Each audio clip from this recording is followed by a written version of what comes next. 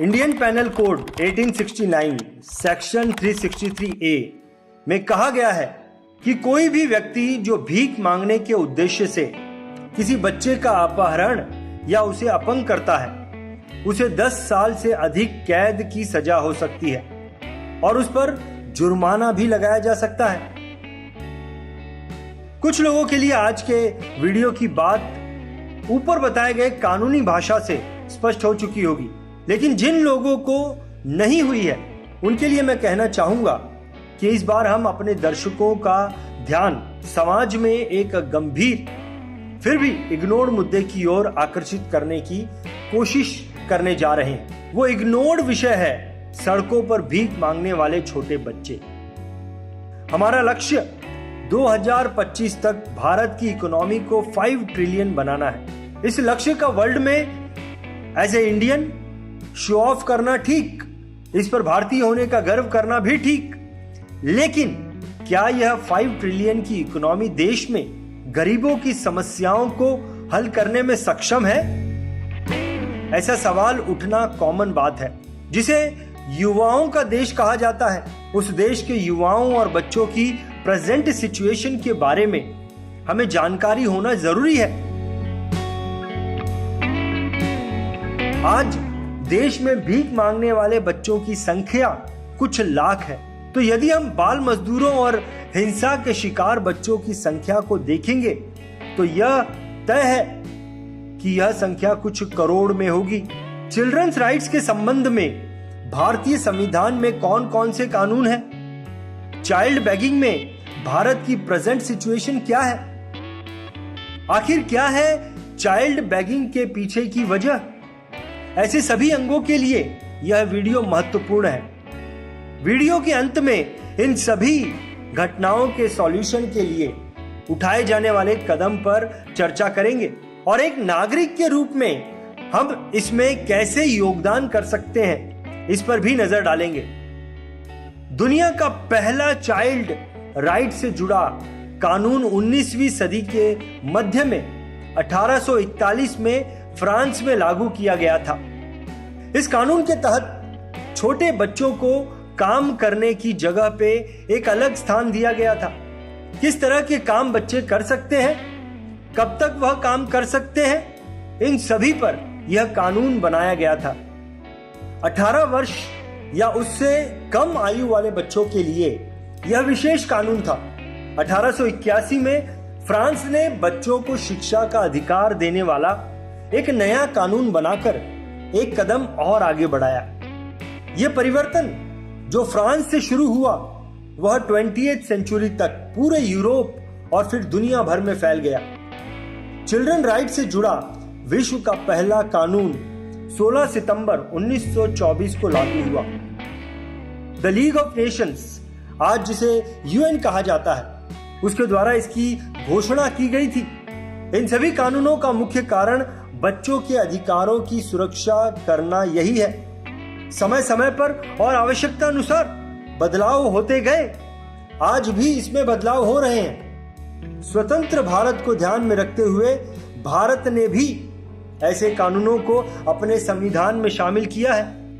अब तक भारत में 250 से अधिक कानून चिल्ड्रन राइट्स के लिए बनाए जा चुके हैं। Juvenile justice act 2000, Indian panel code 1860, यह वही कानून है जिसके बारे में वीडियो के शुरुआत में कहा है। उसके अलावा railways act 1989, the children act 1960, the Bombay prevention of begging act 1959, यह कुछ प्रमुख कानून हैं। ये सभी कानून यह इंश्योर करते हैं कि किसी भी बच्चे को उसके अधिकार आसानी से मिल सके और उसके साथ किसी भी प्रकार का वायलेंस न हो। यह सब चीजें आपको बताने का मेरा तात्पर्य यही है कि आज देश और दुनिया में चिल्ड्रंस राइट्स के लिए कायदे कानून की किसी भी प्रकार से कमी नहीं है। अगर किसी चीज में कमी है तो वह है इस कानून को मानने वाले नागरिकों की। आज यह कमी हद से ज्यादा बढ़ने की संभावना है। अब भारत के बारे में थोड़ा जान लेते हैं। 2011 की जनगणना के अनुसार देश में चाइल्ड बेगर्स की कुल संख्या लगभग 3 लाख थी। हर साल 40,000 बच्चे चाइल्ड लेबर और चाइल्ड बेगिंग की खाई में झोंक दिए जाते हैं, जिनमें से 1/4 यानी कि तकरीबन 10,000 बच्चे फिर भी कभी इस जाल से बाहर नहीं निकल पाते हैं। दिल्ली सरकार और इंस्टीट्यूशन ऑफ ह्यूमन डेवलपमेंट के एक रिपोर्ट के मुताबिक 2021 के आखिरी महीने में अकेले राजधानी में चाइल्ड बेगर्स की संख्या 4,871 थी।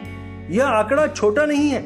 इस आंकड़े के बेस से आप देश के अन्य राज्यों में भीख मांगने वाले बच्चों की स्थिति का अंदाजा लगा सकते हैं। 140 करोड़ की आबादी वाला हमारा देश, आज दुनिया इस देश को युवाओं के देश के रूप में पहचानती है। भविष्य में यही युवा देश की दौलत होंगे। लेकिन जब हम यह आंकड़े देखते हैं तो स्वाभाविक रूप से सोच में पड़ जाते हैं कि कहीं यह संपत्ति खतरे में तो नहीं। एक रिपोर्ट के मुताबिक कोरोना काल में बेघर सड़क पर रहने वाले बच्चों की संख्या 20 लाख थी। यदि यह देश की संपत्ति की प्रेजेंट सिचुएशन है तो इसका भविष्य पर क्या असर पड़ेगा, इस पर विचार किया जाना चाहिए। असली दुर्भाग्य यहीं से शुरू होता है। Delhi commission for protection of childs rights ने एक सर्वे किया था। इस सर्वे के दौरान सड़कों पर भीख मांगने वाले, प्लास्टिक और कांच की बोतलें इकट्ठा करने वाले 650 बच्चों से प्रश्न पूछे गए थे। इस सर्वे से जो रिपोर्ट सामने आया वह चौंकाने वाला था। सर्वे के मुताबिक करीबन 57% बच्चे सड़कों पर भीख मांगते हुए प्लास्टिक और कांच की बोतलें इकट्ठा करने के काम को पार्ट टाइम जॉब के तौर पर कर रहे थे। इतना ही नहीं, लगभग 80% माता पिता अपने बच्चों को भीख मांगने के लिए खुद ही मजबूर करते हैं। अब इनमें से 80% माता पिता वास्तव में उन बच्चों के माता पिता हैं कि यह रिश्ता केवल शब्दों तक ही सीमित है? यह एक क्वेश्चन ही है। इसे लेकर कुछ एनजीओ ने सवाल भी उठाए थे। सड़कों पर भीख मांगने का यह काम करने से भी इनमें से अधिकांश बच्चों को दिन में 2 वक्त का खाना नसीब नहीं हो पाता और लगभग इसमें से 50% बच्चे ड्रग एडिक्ट हो जाते हैं।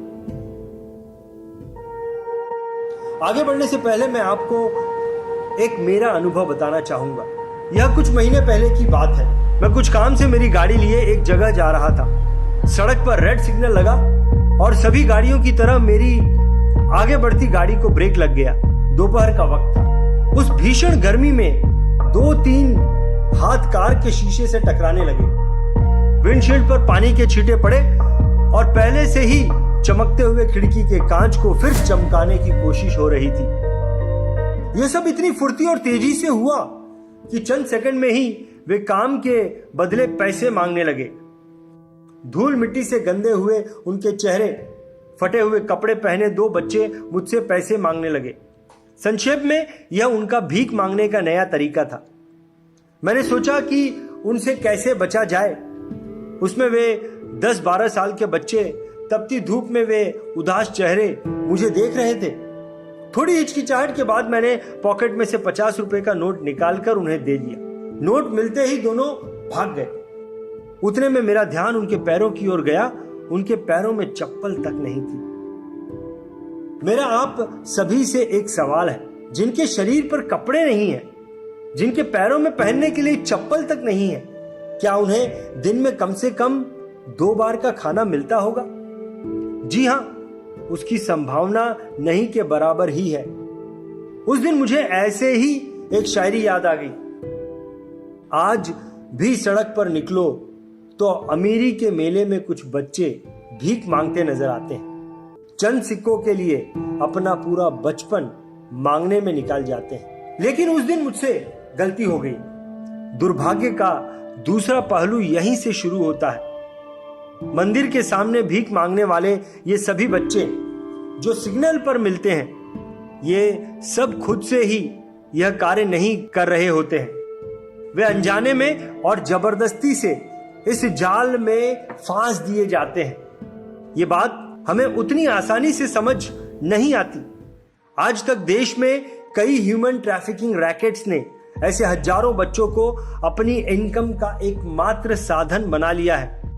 इसमें बच्चों को खरीदना, बेचना, चाइल्ड लेबर और चाइल्ड बैगिंग भी शामिल है।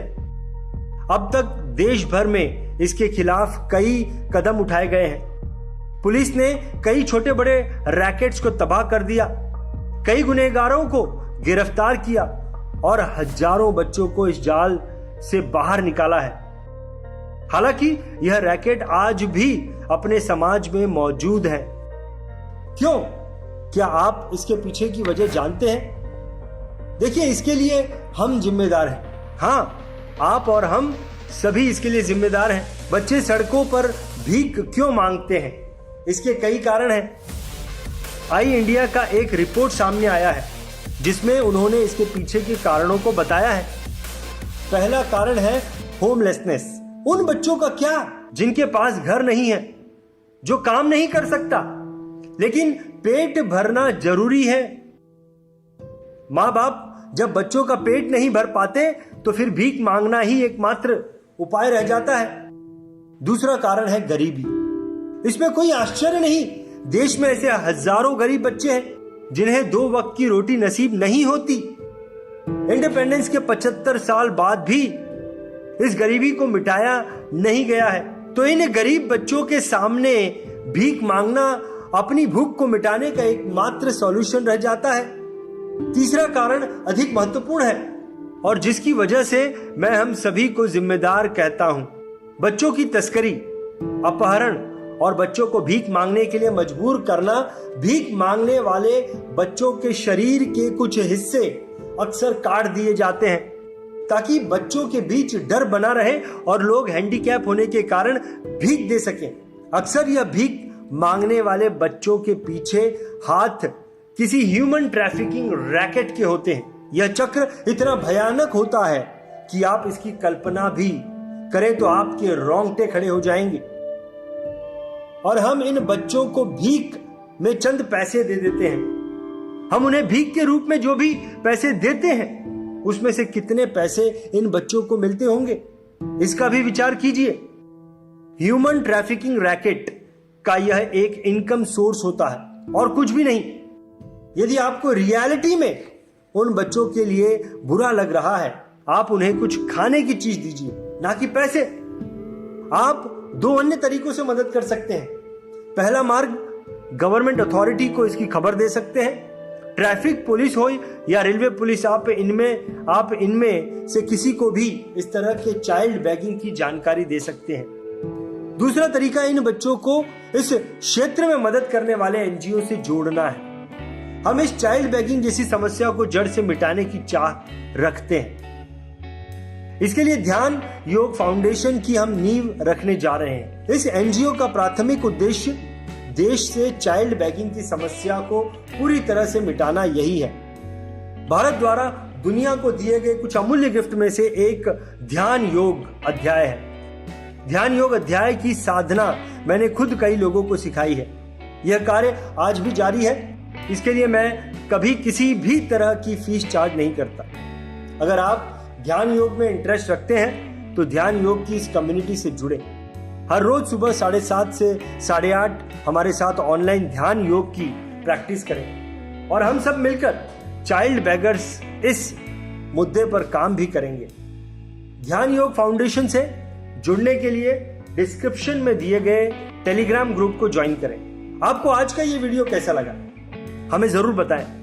हो सकता है कि मेरे साथ हुई घटना आपके साथ भी हुई हो और उस पर आपकी प्रतिक्रिया के बारे में हमें कमेंट में लिखना ना भूलें। और हाँ, अगर आपको वीडियो पसंद है तो इस बार मैं आपको लाइक करने को नहीं कहूंगा, लेकिन ज्यादा से ज्यादा लोगों तक शेयर करने की रिक्वेस्ट जरूर करूंगा।